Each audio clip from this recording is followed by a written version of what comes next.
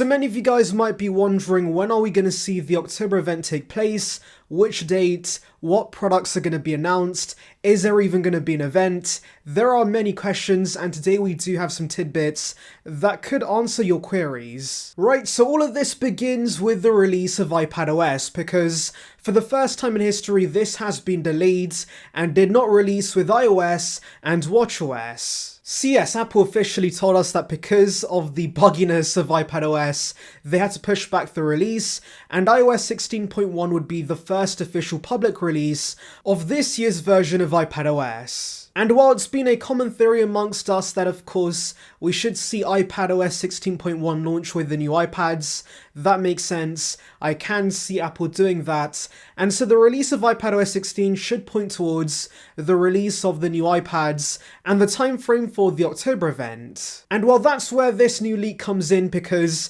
we have a source telling us we could see the release of iPadOS 16.1 and of course macOS Ventura on October 24, so that could be the possible date for the event. Now do note this is not coming from a credible source, so do take it with a grain of salt, but personally I think this date makes sense because, in case you weren't aware, a friend of the channel, James, told me that retailers might get new iPads on the 31st, and of course a week prior to that is the 24th, and so I can see Apple announcing iPads on this date and then releasing it to stores on the 31st. So yeah, these dates kind of fell into place and I think this does make sense, but the next question is of course, are we going to see an event or press releases? And well, that also is a pretty simple answer to solve based on this leak, because if we were to get an event, Apple would be announcing it 2 weeks prior for, of course, press and media to attend the event, and so on the day of filming right now on the 10th we should see invites, and well, right now we don't have any, so that could be suggesting we could see press releases for these new announcements. And I'm not surprised by this because the iPads are pretty basic refreshes.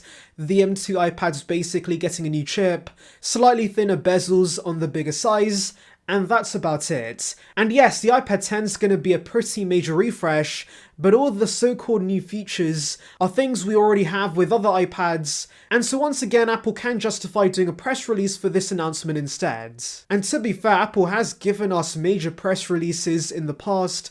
For example, AirPods Pro 1, AirPods Max, the 16-inch Intel MacBook Pro, those were pretty major refreshes, but they were all press releases. So yes, I will not be surprised if we see the iPads via press releases, and it's even more likely the Macs are press releases because the M2 Pro / Max MacBook Pros are basically the same Macs but with new chips, and those being based on the same 5nm process means the upgrades aren't going to be that major with these chips. And the same goes for the Mac Mini because that's not getting a redesign, so of course the only change is going to be the chips. So yes, while many might not be happy with the lack of an event, I personally don't mind. I do prefer press releases. Apple randomly dropping products during a specific week or month is pretty awesome, so yes, I'm down for this. And if I'm being honest, I'm getting bored of the virtual events, and so to spice things up, I would prefer press releases for these October announcements. And by the way, quick update for you guys, but Mark Gurman now also says we should see iPadOS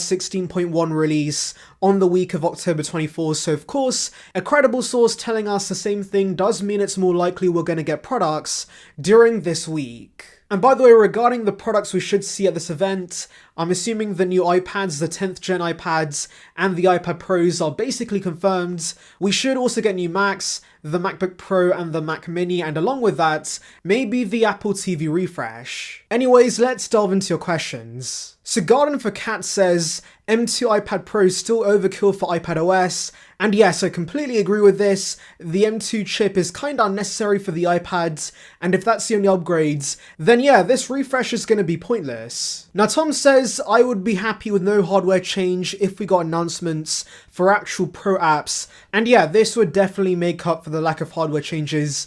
In fact, I would say the iPad hardware-wise is kind of perfect. We really just need software upgrades on the iPads, and so giving us Pro apps and of course more macOS-like features would be the right move. And yeah, I'm still praying that's going to be the case, but I guess Apple's worried about the iPads cannibalizing the Mac if it gets too many software features. So David says, like last year, I would have bought the 11-inch if it got the mini LED upgrade, not buying until it does. And I can understand that as a fan of the 11-inch, I do prefer that size, and so it's a real shame that Apple's neglecting it and not giving it any major upgrades. I mean, take a look at the iPhone Pros and the MacBook Pros, both sizes have the same features, and so why can't we see that with the iPads? So Cam says, I don't think iPads really need a camera in the first place. I have never used my cameras on the iPad mini and the 11-inch iPad. And yeah, I'm sure that's the case for many consumers. We don't use our cameras a lot,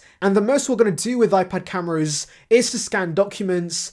And so yeah, I would much prefer Apple get rid of the advanced cameras we have with the iPad Pros and just go back to a regular single lens camera on the back with no camera bump. Sunyoxty says, I really like the current design of the iPads, aka the traditional iPad design. Apparently it's super nostalgic, and they would not mind if it doesn't get a redesign. And I'm basically in the same boat. I could care less about this getting thinner bezels. I just want Apple to give us a panel that's laminated.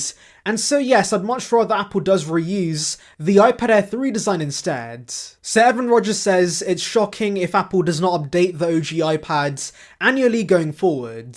And yes, I'm pretty sure that Apple is going to continue giving us annual updates with this iPad because it is their most popular iPad, and so constantly refreshing this with new features is important. And yes, I know the iPad 10 was supposed to release at the September event like they usually do, but of course there's been iPad supply issues, and with a redesign I'm sure it's tougher to produce, and so this year's the exception, not the rule, so do expect the iPad 11 to release in September 2023. Saren says, I'm on a low budget, is the iPad Air 3rd gen with the pencil still good in 2022? And yes, I think it's a pretty solid purchase. Obviously do remember you do get a better chip and center stage support with the iPad 9 that of course is going to come down in price once the iPad 10 arrives. But if you don't care about that and you just want a panel that's laminated and want pretty good performance, then yeah, definitely do get it. I mean, I still have a 10.5-inch iPad Pro and that is perfectly fine for my use,